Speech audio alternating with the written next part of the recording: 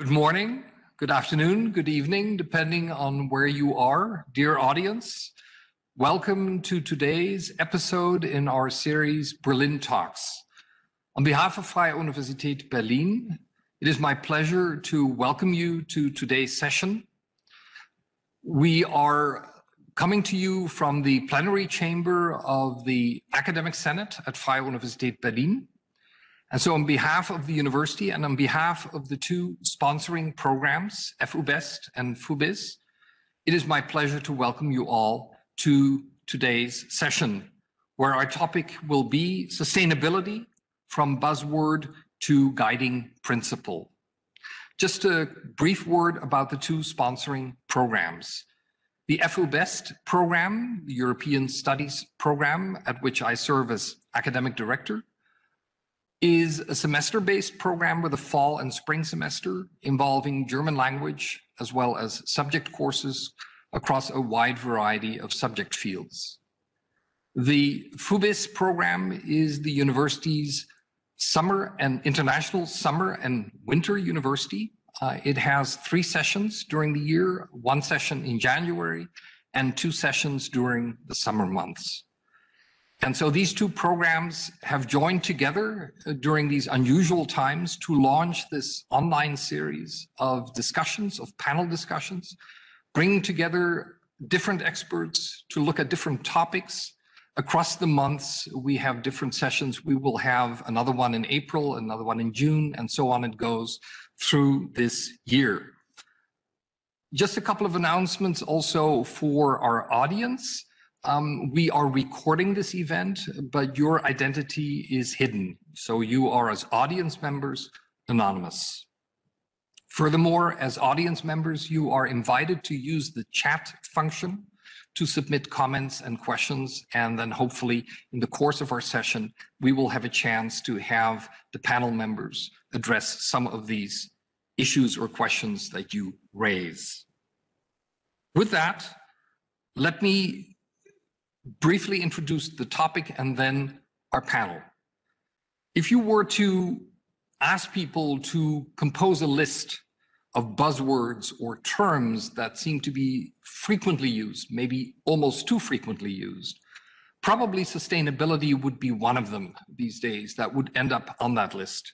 And so that is a reason why we decided to take a closer look at this concept, and perhaps also behind this discussion raised the question whether the use of the term has become somewhat inflationary, so that it's used so much that perhaps the true meaning of it gets lost at times. When we think of sustainability, we think of things environmental, because that's the context where it is most frequently used. The question of balance, of being able to survive as humanity, as species here on the planet, in terms of our use of resources and how we deal with our surroundings in terms of our economic and socioeconomic life. So it is a proliferating use. Beyond that, we have all kinds of sustainable phenomena these days. And so our panel members will be taking us through various aspects of this concept. And with that, let me introduce the panel members for tonight. Nora Grosse works here at Freie Universität Berlin, and she is a project coordinator regarding sustainability in teaching in the Unit for Sustainability and Energy Management here at the university. She studied European Studies at Maastricht University and International Development and Sustainability at Sciences Politiques in Paris and at Freie Universität Berlin. After her work as a campaigner and researcher on global development and social rights in several non-governmental organizations, foundations, and think tanks, she now integrates inter- and transdisciplinary perspectives into her teaching and coordination concerning sustainability at the university here through a variety of projects. Her vision is for everyone at the university and beyond to have access to high quality higher education for sustainable development. Then we're joined by Heidi Mavis. She studied political science at Freie Universität Berlin and at the Università di Bologna in Italy. She has more than 7 years of work experience supporting sustainable business strategies, management and reporting, as well as sustainability entrepreneurship. During her appointments with the Berlin-based think tanks Adelphi, the Institute for Ecological Economy Research, and BSD Consulting, she implemented national and international research and consulting projects, training programs, conferences, dialogue events, and entrepreneurship awards in these above-mentioned areas. Today, she works as a freelance consultant, researcher, trainer, and facilitator. She has manifold teaching experience, both with company representatives and students in the FUBiS program, for example, and also as teacher and facilitator on sustainable business strategies and entrepreneurship. Anje Anzegir specializes in the topic of European integration with a focus on global and European energy and climate policy, as well as social movements. Currently, he holds the position of Senior Energy and Climate Policy Expert at Climate Analytics in Berlin. He has been an instructor in the FUBiS and FUBiS programs for several years, and also teaches European environmental social movements at the Berlin subsidiary of New York University. As a member of the Scientists for Future, he's able to contribute to the discussion about climate change mitigation in Poland and Germany. In his PhD dissertation, he analyzed the implementation of European renewable energy directives in Poland. Part of his research was done while working for the Executive Agency for Competitiveness and Innovation of the European Commission. And our fourth guest is Patricia Heidegger. Patricia is Director for Global Policies and Sustainability at the European Environmental Bureau, EEB, Europe's largest federation of citizens' environmental organizations. In other words, a very large non-governmental organization headquartered in Brussels. She has been working as an advocate for environmental justice, human rights, and sustainable development nearly 20 years, mainly with NGOs in Europe and Asia. At the EEB, she follows intergovernmental environmental processes at regional and UN levels. With regard to the so-called Sustainable Development Goals, or SDGs, about which we will hear more today, she's part of the steering group of SDG Watch Europe and closely monitors the implementation of the SDGs in and by the European Union. She supervises projects on environmental democracy, the economic transition, and on EU enlargement. She's a member of the board of European Movement International and teaches at the Brussels School of Journalism and Communication on public interest representation. Patricia has a background in political science and also has a degree in international human rights law.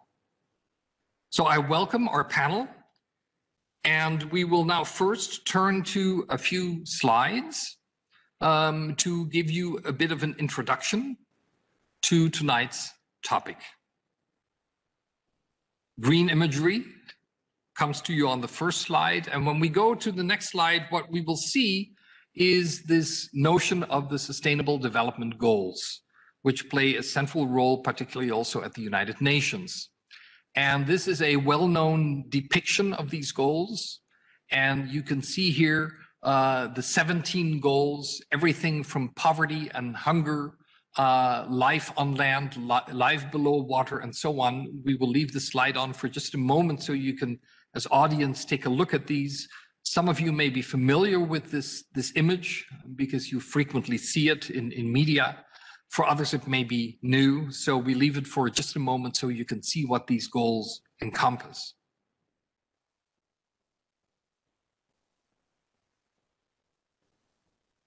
And then we go on. And we see that here is a suggestion to look at sustainability from a different set of angles. One angle is the so-called priority model, and that is to say human beings pursue different goals in policy, and where do the priorities lie? In what rank order does sustainability come up as a goal, competing perhaps with others, for example, economic growth or technological innovation that may not be environmentally so sound, whatever the case may be there. Then global goals, that is what we just saw, the idea that these sustainability goals are a global phenomenon, ultimately, that it really concerns all of us on this planet. A further way to look at it is to differentiate the global, the national, and the regional and local level. So what do people do? And of course, that will be tonight playing a role as well. When we hear about, for example, the university here, what is done on a grassroots, on a local level here at an institution. Another aspect of sustainability is the time perspective, also when it comes to policy. The consequences of what we do as human beings today in this year or in the last few years or the coming few years have implications across history to come, time to come for future generations. So an intergenerational understanding and a time framing of the notion of sustainability is suggested there. And then a multi-layer approach to say, okay, we have to look at this on the individual level, for example, our consumption habits, but also on a societal and a political level. So you see there's already different ways of coming at this issue. We then go on and we see that one way this is also sometimes presented is through concentric circles, where the core of things is economic, and then there's a societal dimension, but what wraps all around it on the outside and really encompasses everything that's within it is the environment. Another way of looking at it is sustainability as an intersection type of concept, where we see an example here. You see planet, people, profit. So profit suggests business, economics. Planet, the environment, our habitat as humanity, human beings, plus of course everything else that's alive on this planet. And then people, so society, our organized way of being. And we have a few more like that, because this is the simple way of looking at it, perhaps. And then if we look at the next one, these intersections start to become more complicated. These spheres, the social, the economic, the environmental, are being fleshed out here, with certain aspects being specified more clearly. But once again, like the previous slide, what's going on here is that different dimensions of life, of existence, meet around the concept here of sustainability. And we have one more like that. You see there's more and more text. I'm showing you different examples that are available through the internet, different research projects and so on. Here there's the talk of the 5 Ps: people, prosperity, partnership, peace, and planet. So once again, the idea that we have multiple dimensions in existence that interact in the area of sustainability or sustainable development. And then I have one more slide, and this, depending on how big your screen is, I don't know how well you can see this, but the Sustainable Development Goals are often talked about. But in 2019, for the World Economic Forum, the Ipsos company, a public opinion research company, went around the world and asked people to what extent they were actually familiar with this concept of SDGs, of Sustainable Development Goals. And what you can see here is that on average of the countries that were surveyed, about a quarter or so of the respondents were somewhat or completely familiar with these SDGs. And you can see also that only a handful of countries had a majority of respondents familiar. India, Turkey, which personally surprised me a little bit, China, and also perhaps surprisingly Saudi Arabia scored over 50% response in terms of familiarity. Countries like Italy, France, Japan, Great Britain, in other words, well-developed Western-style countries or capitalist modern economies, industrial economies, scored lower. So this might be a bit sobering to think of the fact that we're talking about a concept here with sustainable development goals that may not be as well known. On the other hand, that confirms then that it's a good idea to have today's panel and to look at this, because there's then an educational purpose to be served. So with that, I would like to now turn to our panel.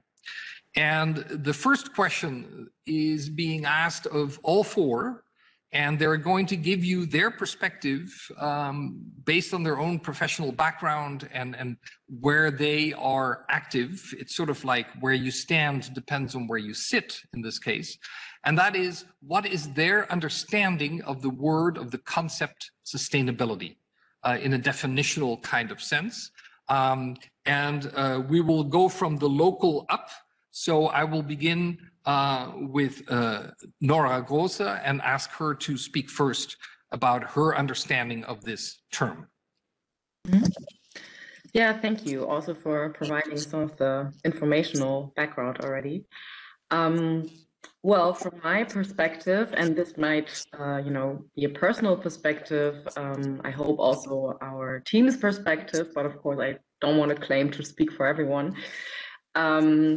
I would really personally like to draw the attention to the not only the different dimensions. Of course, I think they show, and also the SDGs show that it's not just about ecological crises that we need to solve, but these are deeply interconnected with issues of global justice, social equality, and individual well-being as well.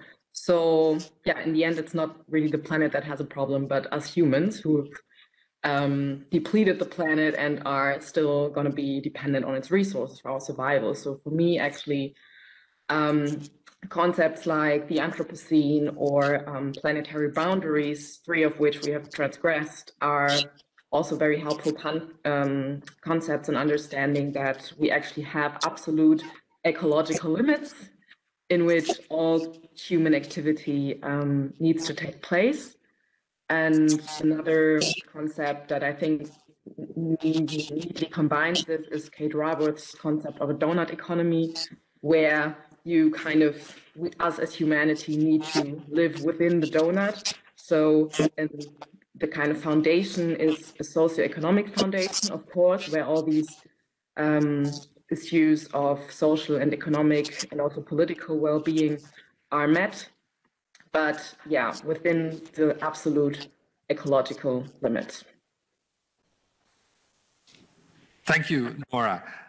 I would like then to turn to Heike, who comes, as we will see later on, from the point of view, of course, also of entrepreneurship and business, but in a more general sense.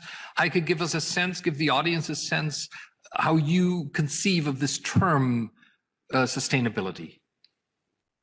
Yeah, thank you, first of all, for having me. And I can tie in very closely with Nora very directly. Maybe on a very general level, I would say, to me, it's really a guiding principle, a concept that guides our action, where I would say it's to act in a way that allows current and future generations to lead a decent life on this planet. And there we have the decent life, which also covers all our basic human needs and human rights, but also the limits of the planet. And I also use a lot and like a lot the image of the donut, where we bring together these two perspectives and where we can focus on a space that we need to hold, kind of the sweet spot between these ecological limits that we shouldn't transgress, but building on and assuring the basic human needs and rights of everyone. So I think this basic understanding is not specific to my background and my focus on economics, but then how this translates into business context is still another question, and I'm sure we will dig deeper into that later on. Thank you, Heike. I would like to then ask Patricia, coming to us from Brussels, to give us a sense. When you hear the word sustainability, what are the connotations for you? Yeah, hello, good evening, everyone. Very pleased to be with you. So, well, I guess it's not very different from what the two other speakers have already shared.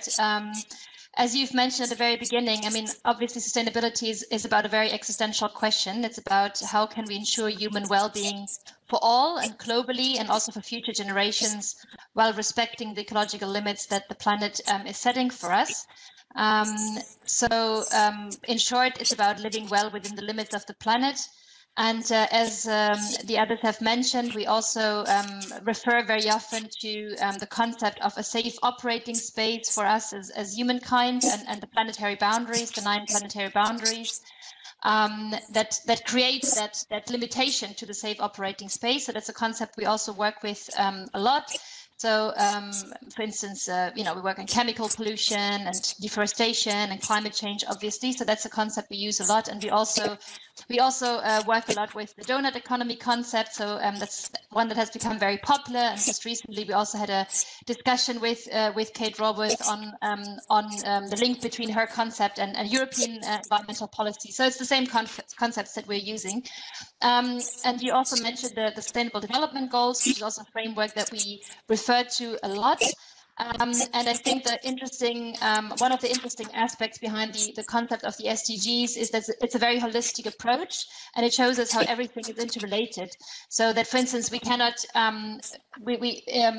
solve environmental problems with very isolated environmental solutions, but we have to make the interlinkages between the different dimensions. So that's a concept we also refer to. And finally, for us, sustainability is also very closely linked to a question of human rights.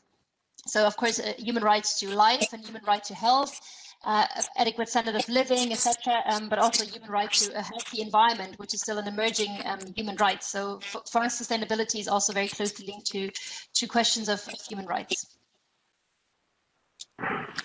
Thank you, Patricia. And then to round out our opening perspective, Anže, when you teach in our program and the question of sustainability comes up and a student says, okay, Dr. Anzigier, what do you mean by that? What would you answer?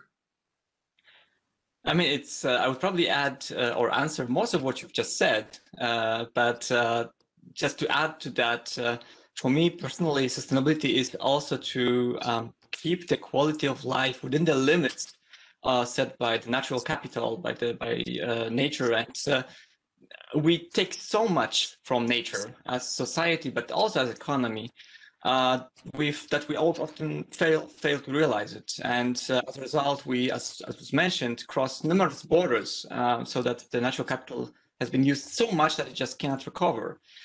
So sustainable life and sustainable economy or sustainable society is one that doesn't take so much, doesn't exceed the limits, or doesn't overdraw the account that we have at Nature Bank, and even recovers this natural capital so that future generations can enjoy or even increase their quality of life and their welfare. Thank you, Anže. We're now going to go back again, recycle, so to speak, almost, back to the local level and back to Nora. Now that we have gotten some opening indications as to what this term sustainability involves.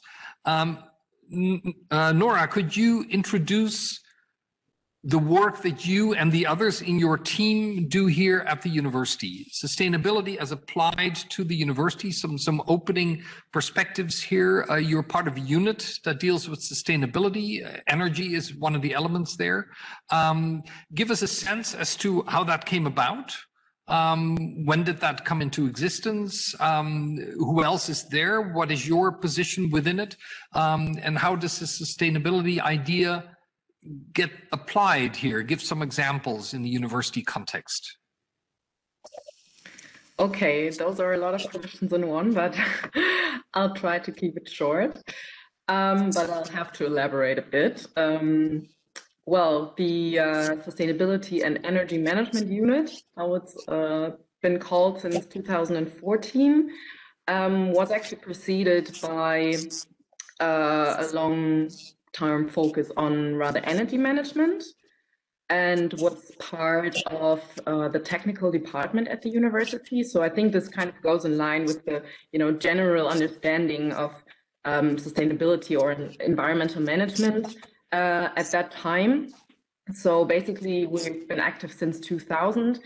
And yeah, basically between 2000 and 2010 or 2014, energy management, energy efficiency were more or less the focus of our activities. Well, I wasn't there yet.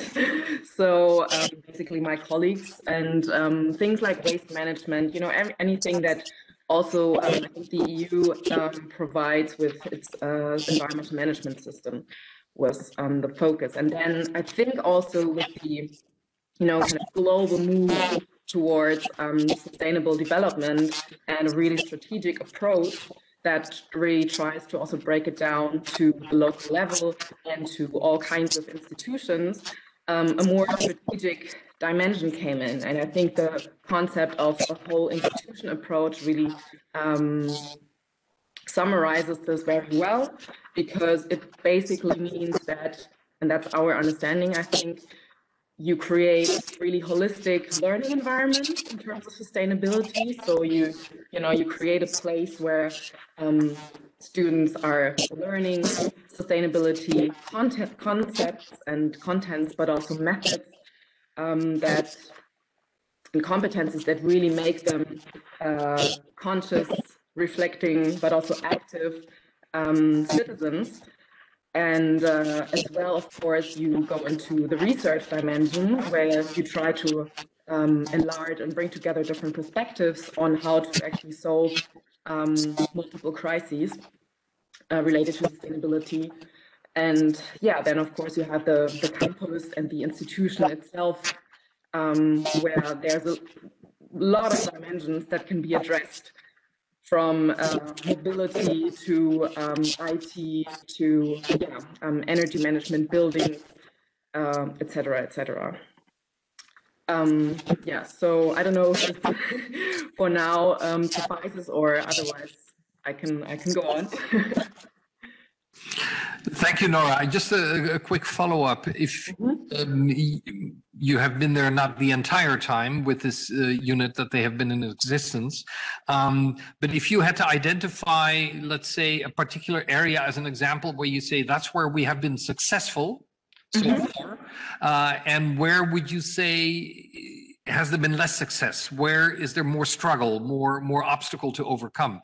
Can you give an illustration of each one? Sure. Well, I think the big success story is definitely the energy efficiency programs and savings. So basically, FUB has been cutting down on energy consumption and also related CO2 emissions by almost 30%, in 27. And I think the related CO2 emissions are even more. So this is, in a way, I think in Germany, a kind of pioneering example, and they were also one of the first.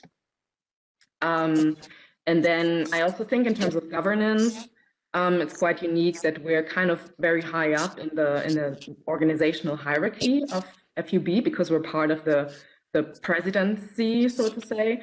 And so the topic can really be addressed from a very strategic and all-encompassing dimension. And of course, also the appropriate resources can be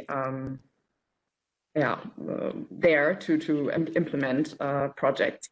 And I think in terms of challenges, well, I'm in part of trying to promote teaching, sustainability teaching at the university.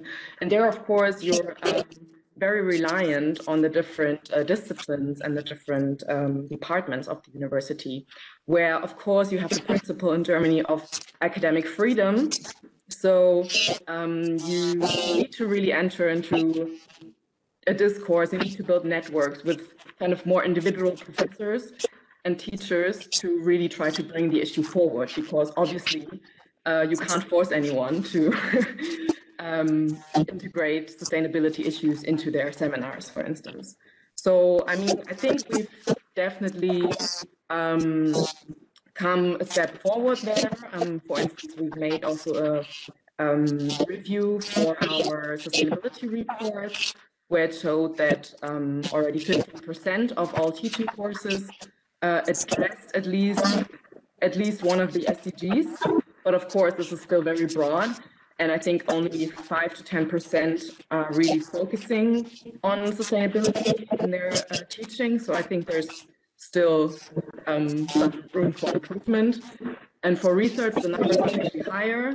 So I think this is, let me check. I think it was around 35% of research projects who more or less address some of the issues of sustainability of the SDGs. So, but even there, of course, we wish that we would have more of that in the future.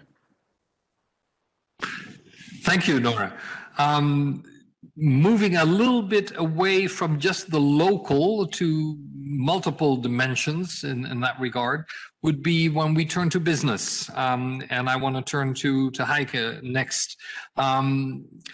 There's often this argument, economics and business versus sustainability, that they're somehow not compatible, or that the tradition is not there to think sustainably in terms of business. What is the situation in the business community? Do companies, do businesses increasingly take this seriously?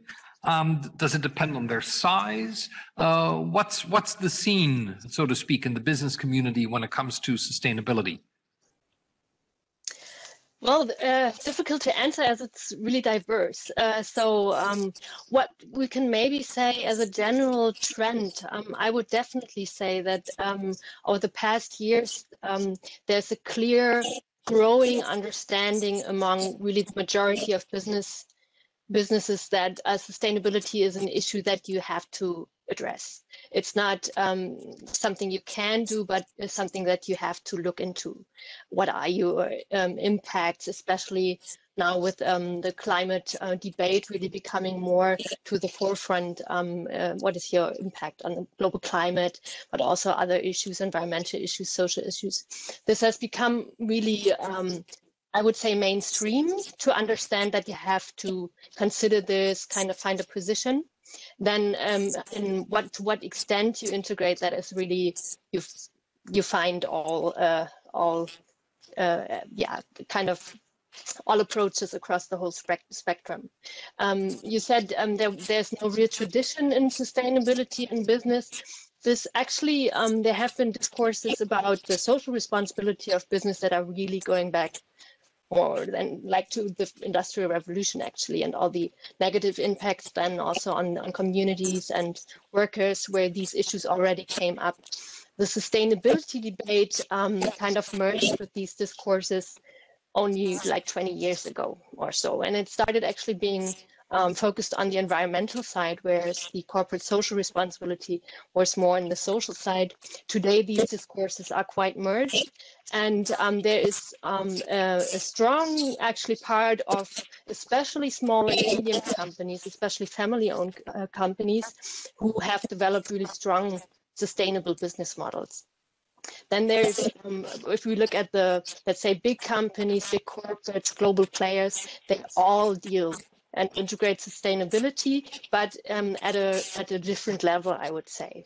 So there's still kind of like a tension between, in their understanding and interpretation, a tension between profitability, growth, in an economic sense, and to what extent to integrate sustainability concerns. But there's a growing understanding that these go hand in hand, especially with growing demands by the policy level and the financing sector. These are really important drivers at the moment, where companies understand that their profitability and their ability to draw investment will rely on how well they manage their risks and opportunities in this area. Heidi, is it your experience that sustainability as a concept resonates more with younger entrepreneurs than with older generations? That this is something, because as you say, it's part of a more recent discourse that younger, perhaps also startup companies are more attuned to this concept than perhaps people in the business field who've been around longer and who just, so to speak, did not quite grow up with this issue the way younger generations do. Yeah, in a way, I can agree. What you can observe in Germany, for example, there's a tradition. There has been a tradition of the so-called ehrbarer Kaufmann, so the decent merchant, let's say. And a long time, actually, companies were a bit hesitant to pick up these discourses from other angles, like on corporate sustainability management, on CSR, corporate social responsibility, that came a bit from other, let's say, cultural backgrounds, other economic systems. And they would say, oh, we are doing this stuff. We have been doing this stuff for a long time. We have a strong tradition in Germany, for instance, also of integrating social concerns through the trade unions, our employee representatives, and we don't need kind of like other ways of addressing this. Still, I think, and on the other hand, we have the entrepreneurs. I think it's right that younger people have grown up with these discourses about sustainability and have a different, quite informed understanding often of what this concept entails.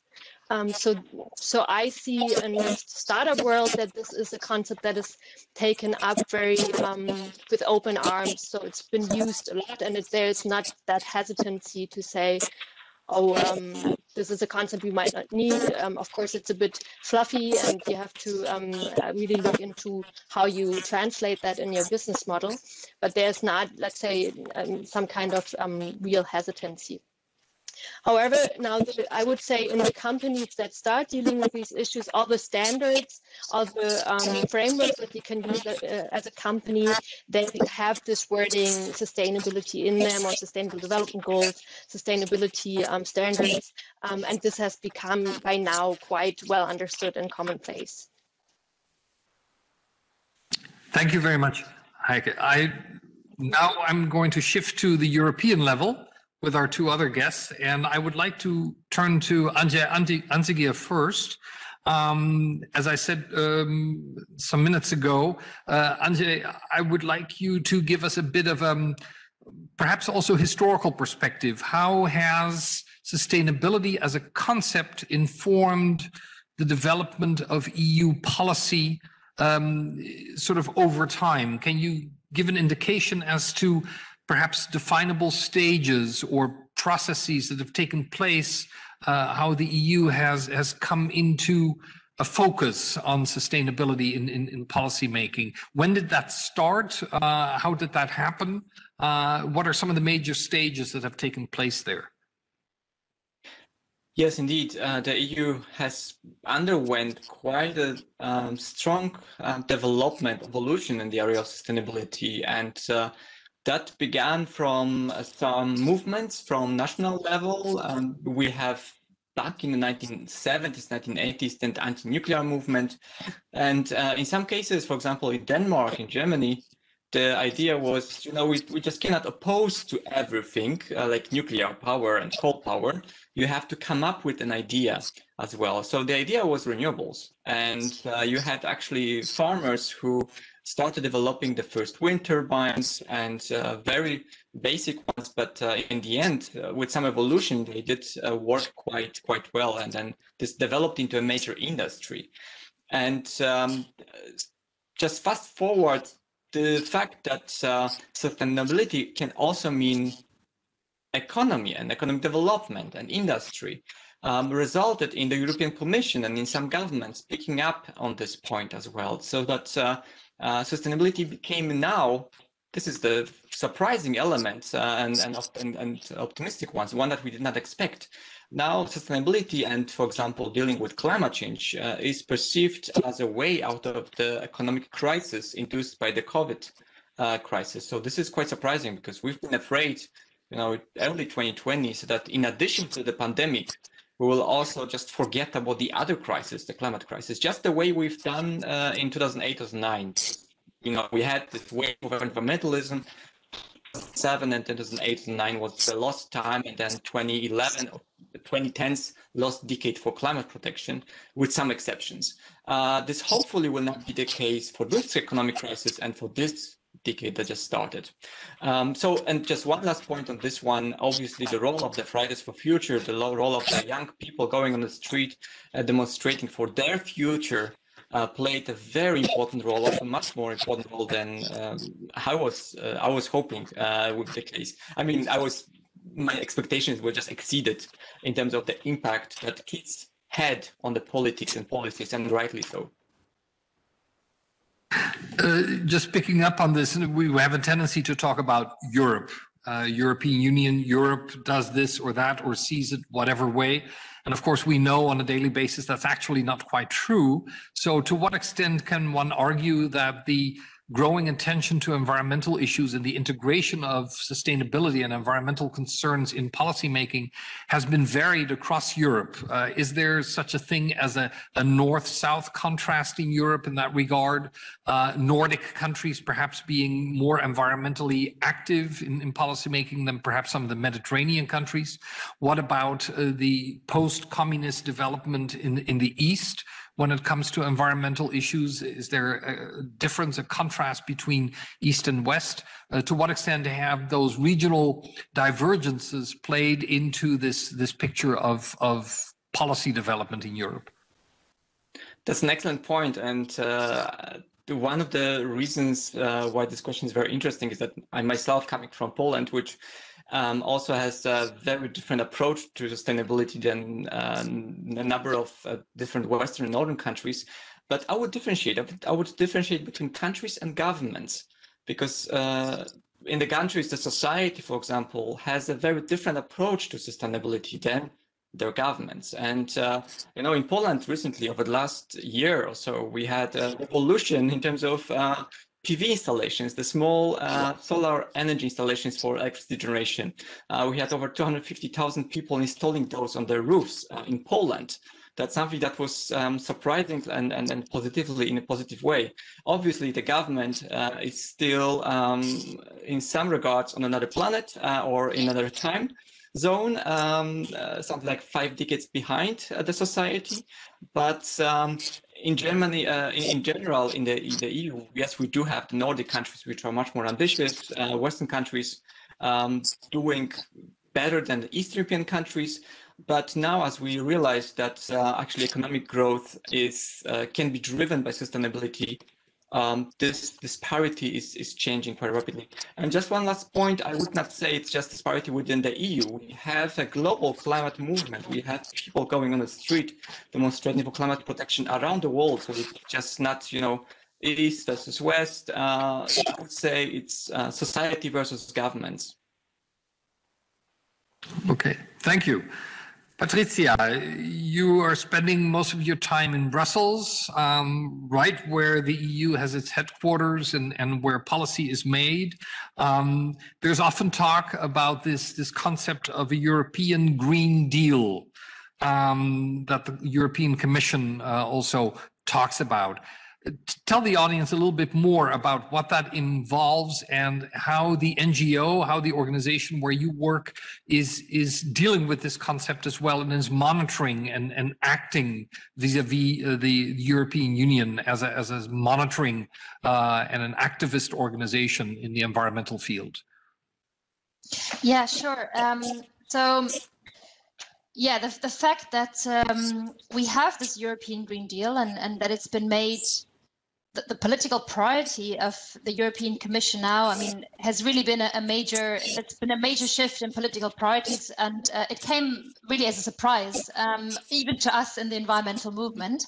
And of course, as my colleague has said, this is of course an answer to, well, not just kind of growing awareness around sustainability questions, but also an answer to the so-called green wave in the last European elections, and of course also an answer to the youth protesting in the streets. So that's a very positive development from our perspective. Just to kind of compare a little bit, I mean, with the current European Commission, I mean, there's so many new environmental and climate policy files on the table.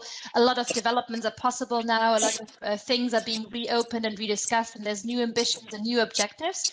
With the previous European Commission under President Juncker, for us as environmental organizations, the situation was totally different.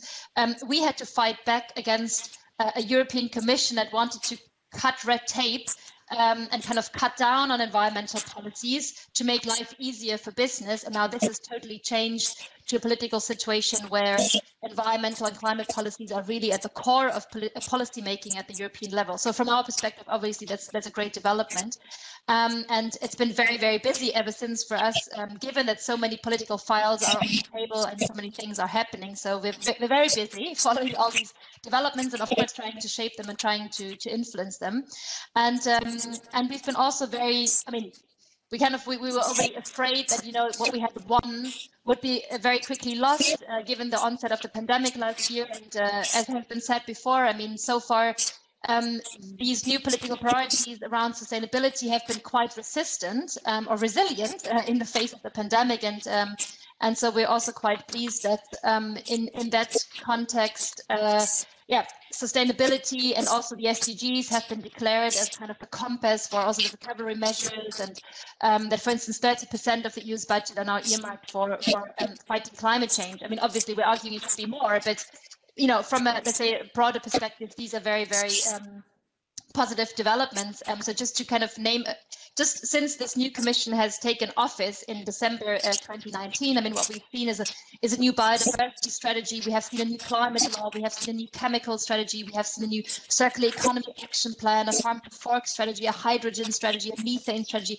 and I mean, so many things are happening. So it's really an exciting time for people who work in environmental policies. Obviously, we're not happy with all of the things and all of the objectives. I mean, some things are, of course, you know, are not what we kind of are calling for. I mean, for instance, if you look at the climate targets of the EU, I mean, they don't follow what science is telling us, but at least the ambition is way higher than what we've seen before. So on the one hand, we're very pleased to see that sustainability has made it to the core of European policy making. But of course, there are also major blockers still in place that, you know, we are very busy fighting. I guess one very important thing to keep in mind is that there's a major problem around what is called policy coherence for sustainable development, which means you focus on sustainability in one policy area, but you have other policy areas where sustainability isn't really, you know, considered seriously. Just to give you one concrete example is that the EU has been working on a reform of the common agricultural policy for many years. And the reform of the agricultural policy is in no way aligned with the objectives of the European Green Deal in terms of climate change, in terms of reducing pollution, reducing water pollution, air pollution. There's a clash basically between sustainability policies in the EU and something like the common agricultural policy. So coherence between these different policies is a big issue. Another issue is that we're still very much focused in the EU on what's happening inside the EU and in our region, but we're not so good at kind of looking at the impact that we're having in other parts of the world. So so-called externalities or negative spillover effects that we have on the sustainability of other countries and other regions is not really something that European politicians like to look into too much. So that's another area where we're quite busy. And I guess a third one is that, and it's also about policy coherence, I guess, is that on the one hand, we have this European Green Deal with all these great objectives, and we welcome these, and the objectives are very good, but they look better on paper than, you know, the answers that they're putting on the table now. And one of the big kind of blockers or problems is that we are still stuck in our, let's say, traditional economic model, which is so much focused on economic growth as the main driver and as the main indicator of whether we're successful or not. And even the European Union's own environmental agency, the EEA, has said that we will not be able to reach our environmental objectives if we stick to that growth paradigm. But that hasn't really changed. I mean, there's a lot of discussion now on this, but there's still, let's say, very conflicting political interests. So I would say for us, from our perspective, the glass is definitely half full and not half empty. And it's very exciting times for us as an environmental organization, but the fight is far from being won. So there's a lot of work for us in, I guess, in the coming years. Thank you. Now, what is hovering behind a number of the responses here is the potential in the field of environmental policymaking and of discussions about sustainability to have a lot of talk. And the question then is, where's the action?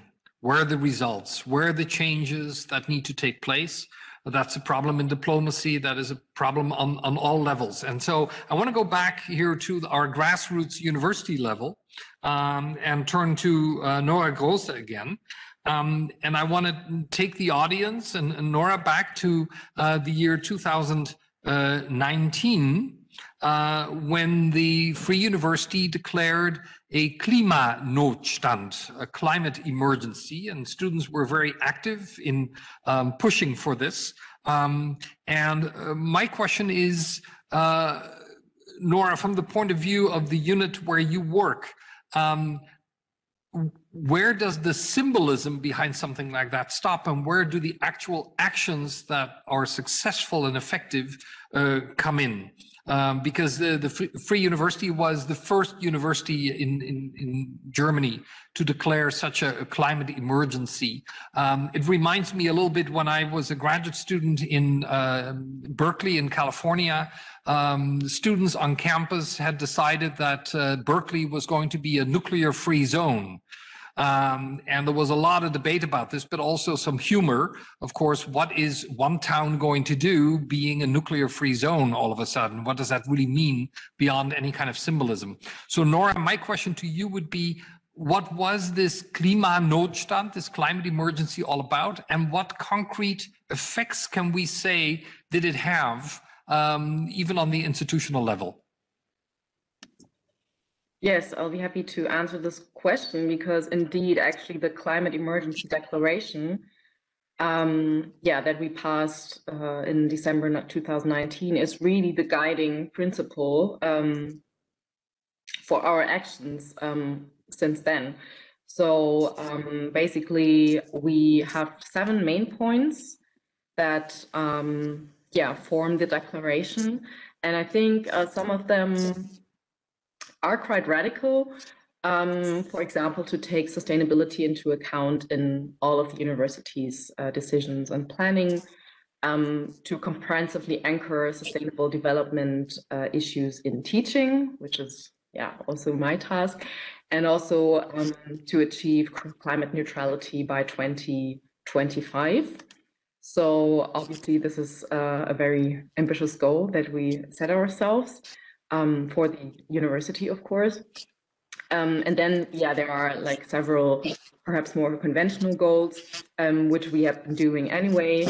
For example, to make sustainability issues and activities more visible within the university, and also to integrate them into our international networks, and to report regularly in a sustainability report about our progress. And a rather new element is also to develop an idea and innovation management that should also help in achieving climate neutrality. So to make this perhaps more tangible for the audience, our idea is really to make the institution, even more than it now is, a place for innovative ideas and research contributions in the field of climate protection, resource conservation, biodiversity, etc. And really to make it a space of empowerment, of research and teaching opportunities, and especially I think the term living labs or experimental spaces is quite important here. And we also have the idea of actually trying to develop carbon offsetting projects on campus. And actually, for instance, there's already one project going on in cooperation with the Botanical Garden, which basically is about like vegetable charcoal. I don't know if the audience is familiar with this, but it's basically trying to use the university's biological waste that is coming from trees, from shrub cuttings, but also from the veterinary medicine from the horses, for example, through like carbonizing this, and this creates a very fertile soil and can be used as fertilizer, and it can also be used, like the heat generated in the process can be used to heat buildings. So actually, the recent study showed that this technology, if it can really be implemented in a large scale on campus, but also beyond, could also help us to offset about half of our flight-related CO2 emissions, so flights from business trips that are also part of our CO2 emissions. So yeah, I think this is, yeah, just to give a kind of a glimpse of the activities that we've planned. And of course, we also want to enlarge our renewable energies. We already have yeah, photovoltaics on campus, but that can also be expanded. Greener gas for heating, and also, yeah, in terms of mobility, we would have the aim of, for example, switching the whole university's vehicle fleet to e-mobility, and also supporting biking and other more sustainable forms of transport.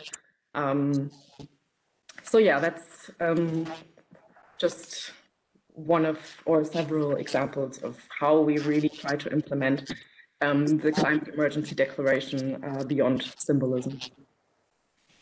Thank you. This is really helpful because it shows that when concrete, measurable steps are decided upon, and not necessarily ambitious, big things that might be hard to achieve, but things like e-mobility and so on, that there are measurable results, and that, of course, is then encouraging for further steps, and perhaps also pulls some of the skeptics on board who might initially be doubtful about the whole enterprise. I want to turn to that question also of going beyond talk and doing specific things to engage in actions by turning to Heidi Mavis again in the business field. Heike, you do a lot of training and teaching in this field. Let's imagine that I were to come to you and I say, okay, I want to start a business, a startup business, and I'm going to ask you to come and advise me on concrete things I need to consider, steps I need to take, things I need to have in mind when I want to apply sustainability as a principle to my business design. What are the things that you're going to tell me to look for and to think about, to put into a business plan to achieve that element of sustainability? How would you do your consulting? Well, I would first of all start out by clarifying kind of what focus to take on. So integrating sustainability really means looking in all aspects of your business to what are your negative impacts, environmental, social, financial, economic impacts, what are your positive contributions, and how can you reduce or design your business model in a way that these negative impacts are minimized as much as possible and the positive contributions will be maximized. And to do that, of course, that's very generic. You will have to understand what are all these components of a business and what do you have to look into. So starting a business, most people have mostly in focus the product or service they want to make available, or the problem. If you start more from like a vision and mission perspective, which problem do you want to solve? And from a sustainability perspective, it would be fantastic and kind of like a strong sustainable business model if you've put a solution to an ecological or social problem into the center, let's say, of your business, so you can think about what contributions to the SDGs, the Sustainable Development Goals, or to specific sustainability issues your product or service can have.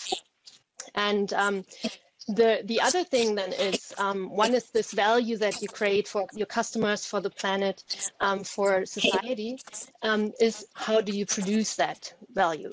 And so you will have to think about what products or what materials are you using in your production? What resources do you need? And who are your partners? What maybe sustainable partners along the long supply chain that you might need? How can you organize and integrate sustainability there? And then how will you get the stuff that you produce to your customers? And who are your customers? Who do you want to reach? Who do you want to serve? What needs do you want to really meet? And how can you maybe find a need that is really, let's say, not just a luxury, but maybe a basic problem that you're solving. And delivering these things also means what kind of transport do you offer?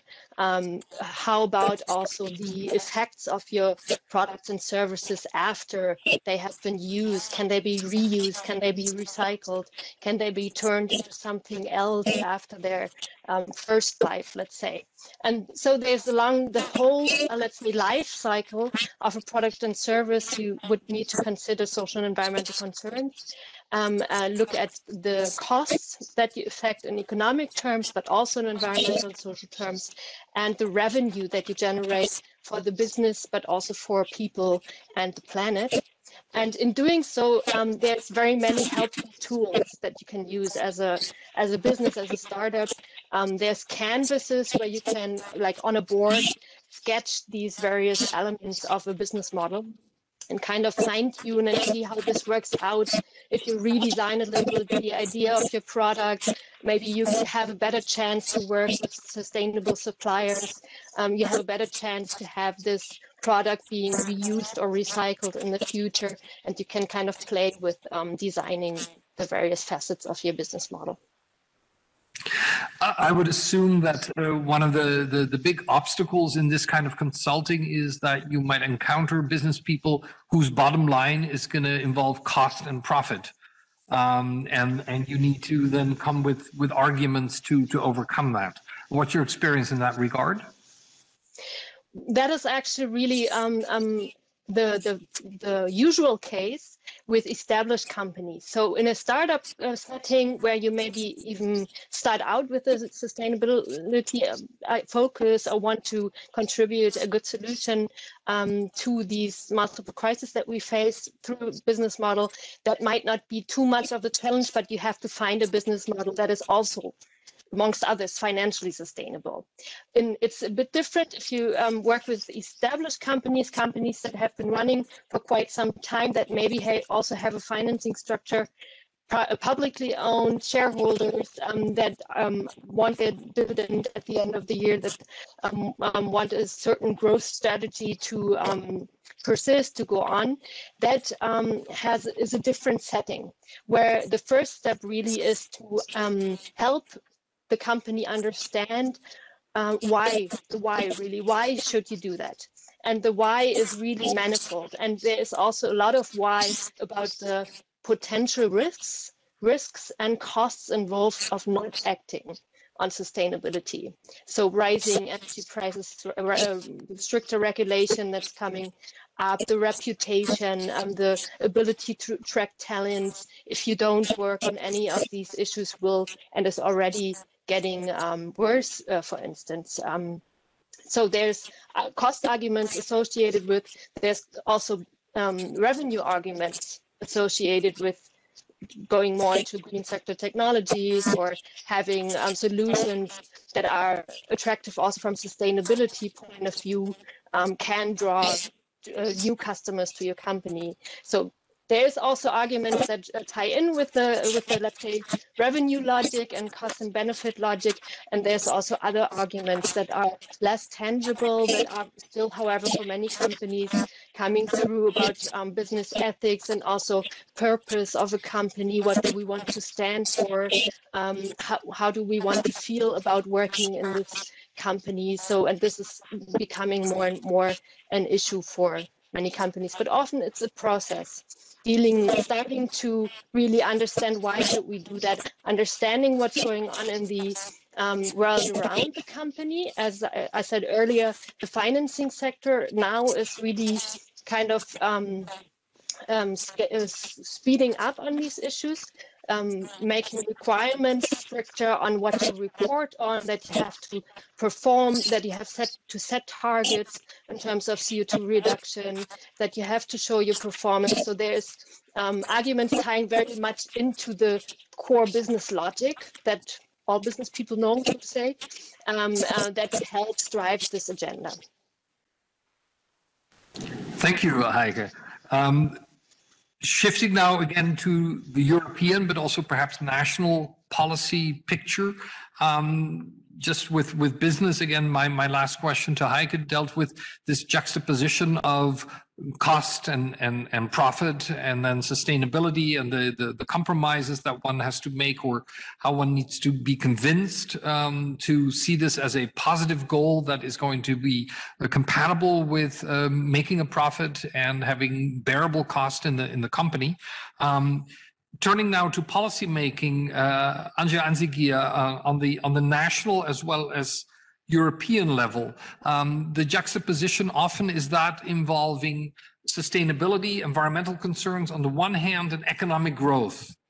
Perhaps increasingly also under the current circumstances, with the desire to make sure that we don't end up in a very deep recession or deeper than it already has become, to do things to push economic growth, to get the economies nationally and European-wide moving again. How, in terms of your perspective on policy making on the national and European level, how do these two forces interact? This desire, perhaps also political push and pressure to generate economic growth, and then the environmental concerns, the pursuit of sustainability. Oh, yes, indeed. That's a very, very good point. And actually, for a long time, there was this idea that there is a contradiction between economic growth and sustainability or environmental protection.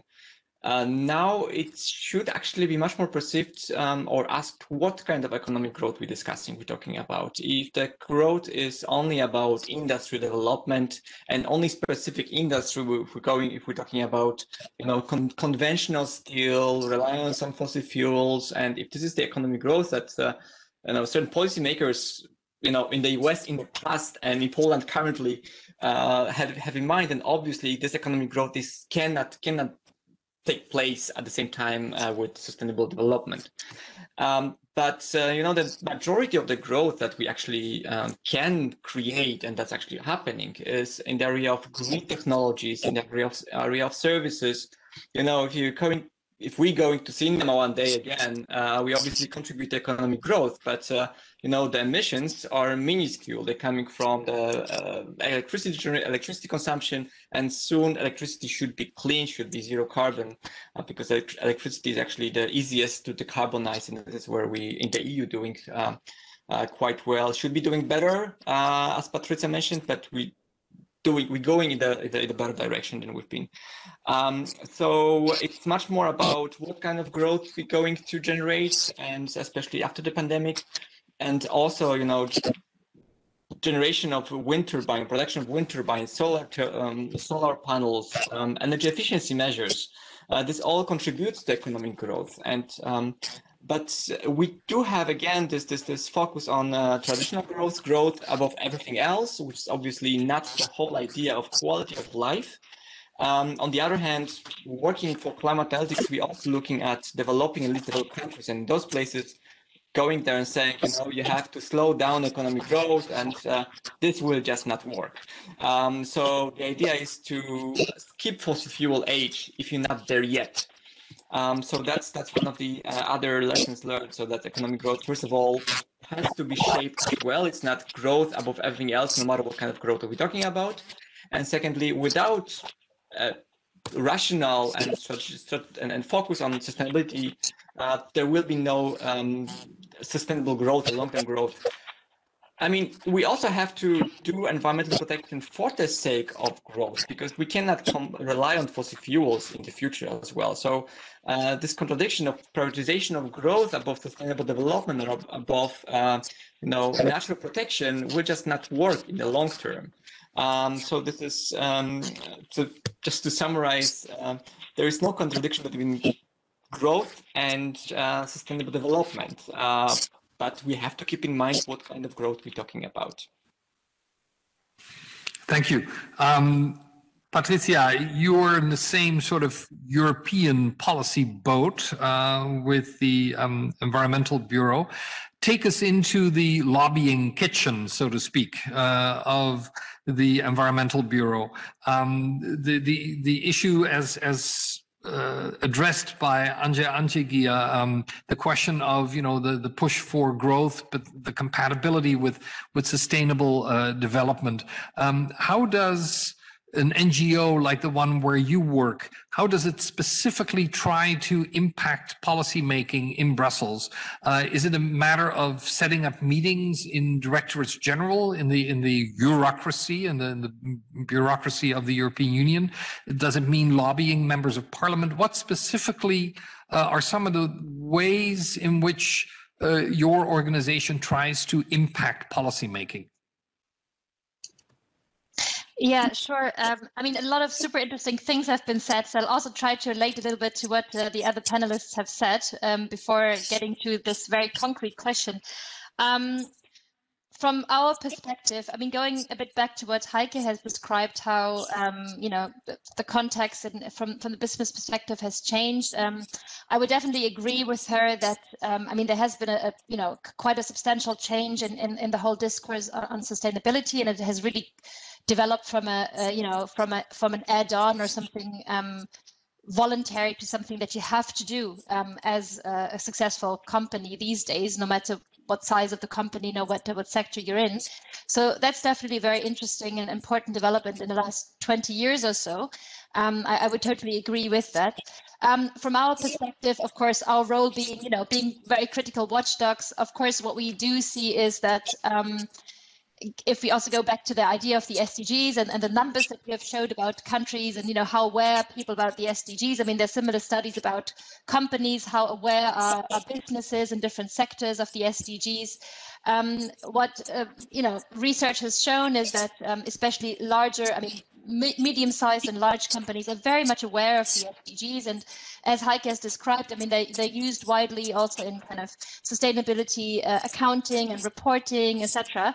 So that's all very good. But what we also see is that what happens still a lot is so-called Sdg Cherry Picking. So companies, will pick the aspect of sustainability that is easy for them to reach.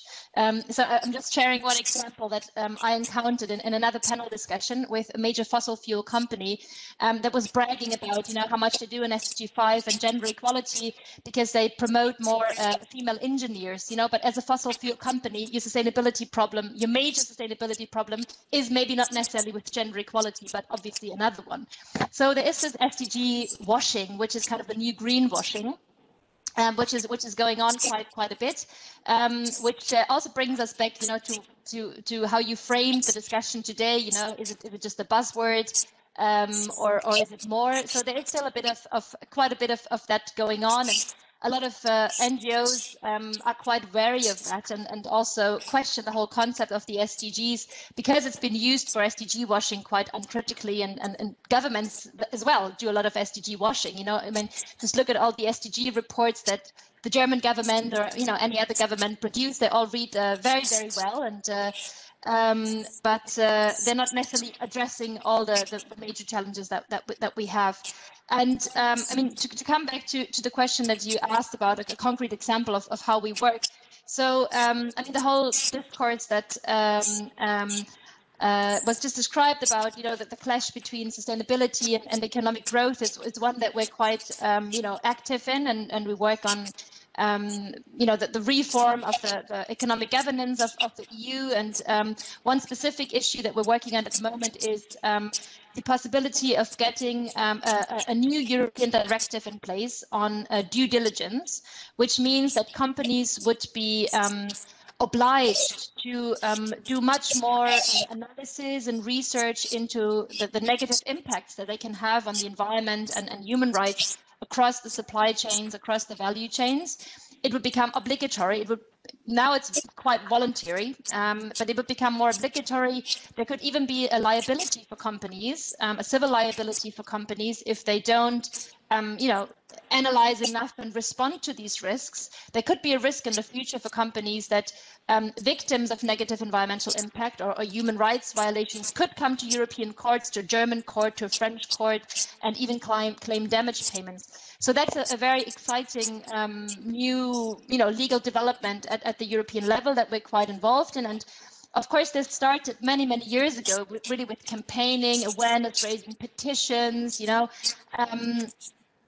working with networks, also with trade unions, social justice organizations. I mean, we also, as an environmental organization, this whole sustainability work, of course, also forces us outside our environmental bubble. I mean, we have to work with the young people's movement, with trade unions, etc. And now we're at a stage where this European Commission has promised us a new legal proposal on this question of due diligence. So, of course, what we do as NGOs is, once we have set this thing on the agenda, we contributed to a consultation that the European Union has organized on this. Of course, we're having meetings with the experts in the Commission working on the legal proposal. At the same time, we continue campaigning and awareness raising and, keeping up the pressure, because, of course, business associations and the business lobby is not particularly happy about this, potential new development. So, of course, there's also a lot of resistance against these new kind of regulations that we need to encounter. But we also need to encounter that, not just with public pressure and communication and campaigns, but of course also with scientific proof and very sound arguments. So our work is quite varied. But it takes us to meetings with members of parliament and the experts in the commission and other stakeholders, also finding, business stakeholders who agree with us that this kind of regulation is necessary. And that's maybe my last point on that question, is that from our perspective, you showed this slide at the beginning, the kind of the multi-level approach. Of course, we all agree on that, and it needs individual commitment, it needs a commitment from business, but what it needs in the first place is better regulation of the context in which businesses and we as a society can operate. So a lot of the things that Heike has described, that, they consult companies to do, the legal framework that we have doesn't really encourage companies or support them enough to do these things. So just one example. Why do we have to pay a very high rate of value-added tax on repair jobs? Why can it not be zero? Why can repair not be cheap? Because we take away the tax on labor and value-added tax on repair. That's just one example. So I think there's so much potential still in putting way better laws and regulation in place that would make it way easier for businesses and companies to become more sustainable and to still be profitable. Because at the moment, there's still too many barriers for them in place. And those who are actually impacting sustainability very negatively, they still have way too many freedoms to do so.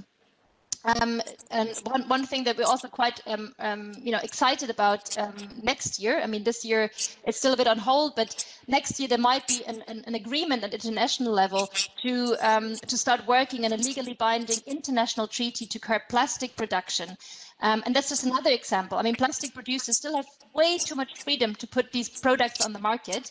So I guess my argument is that sustainability needs clever and smart regulation and needs to create kind of a landscape for businesses in which being sustainable is the smartest and most profitable thing to do. And I think we're still quite far from that landscape.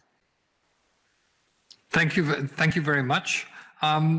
I need to take the audience again down to the local level because we are here at the university, and I want to ask another question of Nora Grosse. One of the things that we hear about here on campus is the notion of higher education for sustainable development, HESD. Tell the audience a little bit about where that concept comes from and how it is attempted to be implemented here at the university. And you have as a particular specialty, as an area of work, the area of teaching and sustainability. So perhaps you can say a little bit more about that. Okay, I'll try to make it short as I'm looking at the clock here.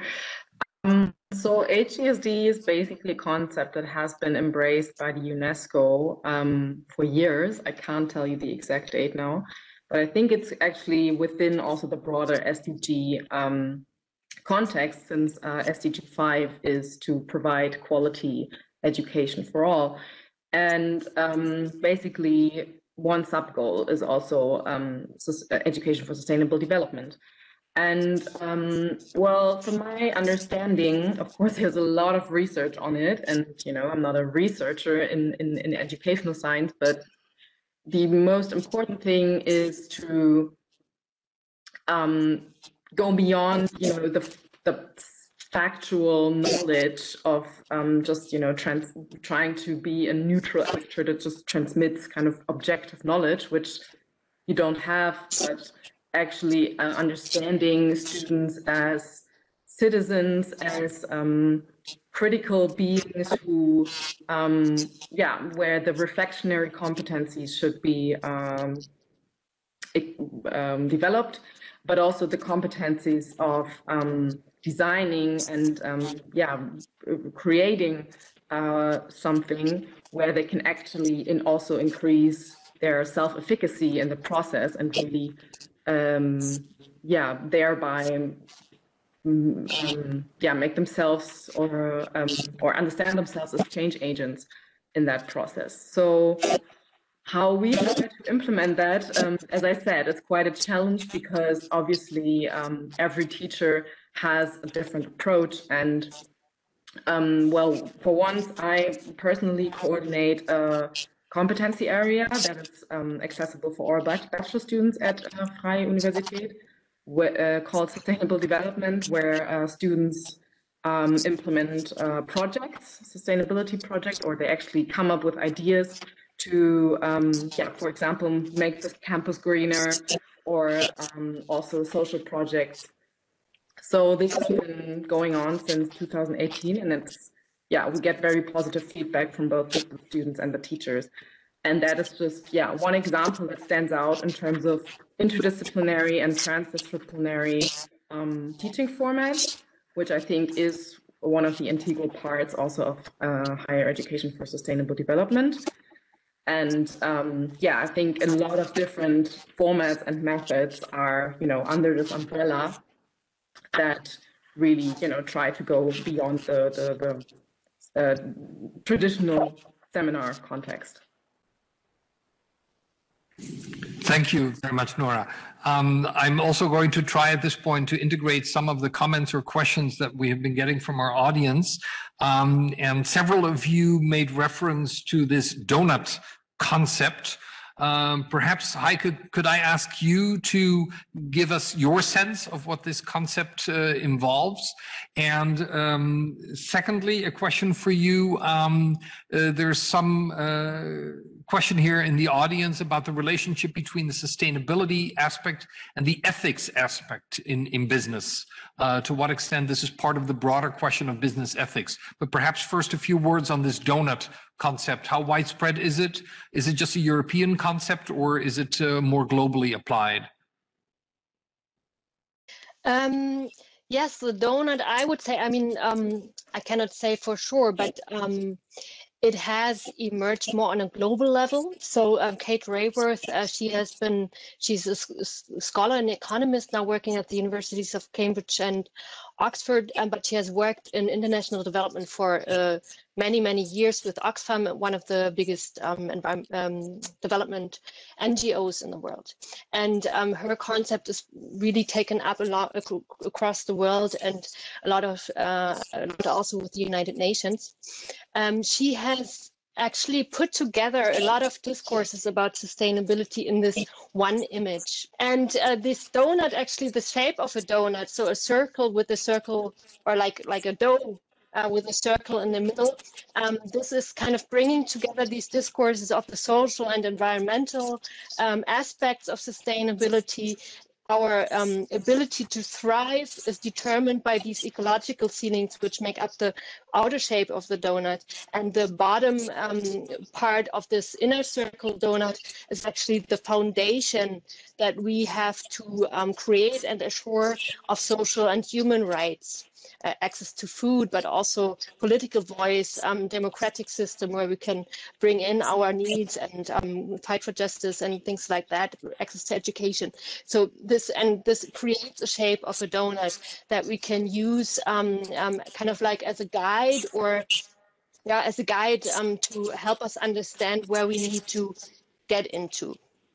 And there's a lot of research about what indicators you can use to define these limits. The ecological limits, we have the term planetary boundaries. These are various dimensions of the ecosystems where there's concrete indicators and figures of target zones that we should not supersede. And the same with the social aspects. There's also key indicators that we can look into, for instance, on gender equality or access to education, that we can use kind of as a compass to see where we are. Are we within the donut or are we outside of the boundaries of the donut? Okay, the ethics question and sustainability, they are closely interwoven. So sustainability, I would say, is always the encompassing concept that integrates also ethical concerns. So if you say sustainability is about the long-term thrivability of a company or of an organization, the long-term resilience, the long-term covering all foundations that the organization needs to survive and prosper over the long term, then ethical aspects and also complying with ethical concerns, of course, is one of the founding blocks of a sustainability strategy. Often these, let's say, compliance issues in terms of ethical behavior, corruption, how can you treat your employees, also ethical questions about the let's say, purpose or the direction of the business. These are more established, let's say, and are very elaborately looked into in the ethics field, which is a bit older and has other research agenda, but it's a huge component also of the sustainability management and sustainability strategy of companies. Thank you very much. Let me turn for a moment, one more time, to Patricia. Fridays for Future was a prominent movement that erupted several years ago, and then of course the pandemic came. From the point of view of such a prominent NGO involved in social movements, activism on behalf of environmental issues, what is your sense of the state of that movement, Fridays for Future? Has it been just interrupted because of the pandemic, or will it be changed because of what has happened? Well, I hope it, to some degree, it has only been interrupted. Obviously, this movement has been crucial in allowing for some of the political change that we have seen, at least at a level of European policymaking and also globally. Well, the movement is still there, and even though, of course, less visible on the streets, and hopefully we will soon, be able to kind of have that public space back also for expressing our political views. But the movement is very active and through other channels. But I think apart from, the very practical kind of shift from, the public sphere to an online sphere, I think there's also been another shift, which is, I guess, something that happens to all movements that start from, a grassroots level movement on the streets of people gathering, but also kind of then a certain type of, not necessarily professionalization, but at least to some degree also institutionalization of that movement. So, what we have seen in the last year is that different movements or organizations, are developing out of that movement, and also kind of becoming more established in, establishing regular dialogue with policymakers, also at European levels. There's a new network that has been created, to bring the different Fridays for Futures and climate strike movements and youth climate movements across Europe together. and to also be more organized and more coordinated in addressing European policymakers. So that's happening, and also I'm very, very successful with it. It's really impressive to see the kind of access they're getting to policymakers is amazing, and it's because of their great work. But also at international level, I mean, the movement has been very good in opening doors. Just now at the UN level, there was another Youth Climate Summit that was very well organized, and where they made sure that doors were opened to address also global environmental policy making. So I think the movement is doing fine, despite the challenges of the current moment. And I also hope that we will see them back on the streets, because of course that physical presence, of course, also made it more urgent for politicians to respond to that. But I would say in general, I see that this movement is still very strong and using its space very, very well. Thank you very much. I want to turn for a last comment to Anje Anjekia, because I don't think we could end this discussion without taking note of the fact that a new administration has taken office in Washington, D.C., and that there's, of course, a lot of expectation also in the environmental policy field attached to that change. Anje, when you're looking at it from a European point of view, let's look now in a transatlantic direction. In just a few comments, could you sort of depict where you think things may be headed in the next few years in the transatlantic dimension with this new administration? Well, I mean, there was a huge sigh of relief, obviously, when there was a major change in the administration in the US in the climate scene, and the expectations so far have not been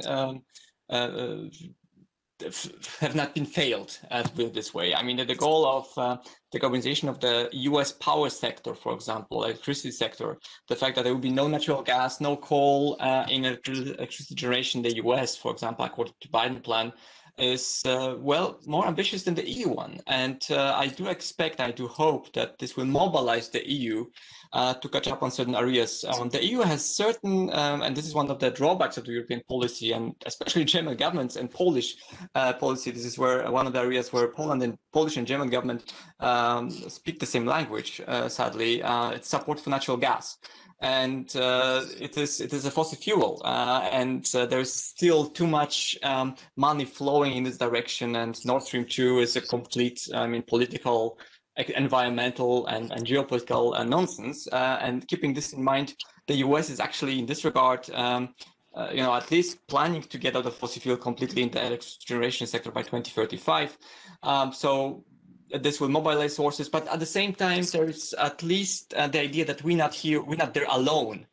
And obviously, we've never been alone. There are a number of countries which are taking ambitious action. We have especially most ambitious island states, for example, which have been pushing for 1.5 during the Paris Agreement negotiations to reduce the climate warming to maximum 1.5, because otherwise, for them, it's a matter of survival. And many of them are planning to become fully carbon-free in the coming decades. China declared goal of climate neutrality by 2060 as well. So I do hope that there will be a coalition of willing, especially driven by the US, EU, hopefully beyond the next 4 years even, that will drive the decarbonization process globally as well. So a lot of optimism on that front as well, but let's see how things develop. Thank you very much. And it's always good to end with a note of optimism. We have gone several minutes, as you may have noticed, over our time, and we could keep going on this topic because there's so many angles, as the audience will have noticed, from local to European, and in many, many different aspects, from ethics to policy making and what have you, starting a business, running an educational institution. Sustainability is really something that is touching all of us more and more in different aspects of of life. And I want to thank our 4 panelists for having shared their expertise and their experiences, their insights on this topic with us today. And also, of course, want to thank our technical support. I would want to thank the university for making all the equipment and this room available for this event. And to thank you, the audience, for having joined us, to having submitted some comments and questions. We hope that you have gained new insights through this discussion. I want to remind you once again that the recording of this event will be on our YouTube channel. And we have 2 further sessions coming up in the next few months. On April 15th, we are going to have a discussion about the digital revolution, opportunities, challenges, and implications of everything that's happening. And I guess that's also very timely in light of the fact that we're doing so much online, and so many people have screen fatigue and everything else associated with our digital lives. And then on June 17th, we should have a very interesting session called Young Globalization. We are going to be joined by representatives of an organization here in the city that works with young entrepreneurs and other people active in various parts of society. And so the idea is there to look at the role and impact of young leaders in a world that may become more and more post-national in the sense that it's more globally oriented. So if you go to the website that you see there on your screen, /BerlinTalks, you can always find the latest information.